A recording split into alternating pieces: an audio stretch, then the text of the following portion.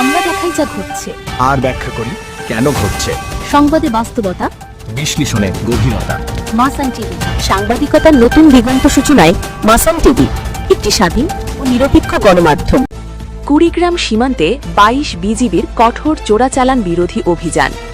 রাষ্ট্রের সীমান্ত নিরাপত্তা জোরদার এবং অবৈধ চোরাচালান সম্পূর্ণরূপে প্রতিহত করতে কুড়িগ্রাম ব্যাটালিয়ন ২২ বিজিবি গত ২৪ ঘণ্টায় সীমান্ত এলাকায় কঠোর ও সমন্বিত অভিযান পরিচালনা করেছে। এ অভিযানে বিজিবি সদস্যরা ২৯,০৪,৮৫০ টাকা মূল্যমানের বিপুল পরিমাণ অবৈধ মালামাল জব্দ করে।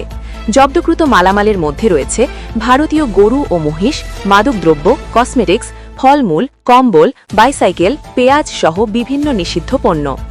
বিজিবি জানায়, সীমান্তবর্তী এলাকায় সক্রিয় চোরাচালান চক্রের বিরুদ্ধে গোয়েন্দা তথ্যের ভিত্তিতে এ অভিযান চালানো হয়।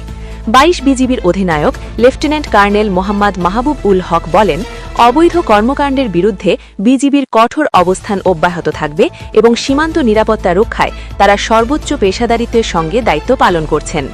মাসান টিভি, কুড়িগ্রাম। আমরা দেখাই যা ঘটছে, আর ব্যাখ্যা করি কেন ঘটছে। সংবাদে বাস্তবতা, বিশ্লেষণে গভীরতা। মাসান টিভি।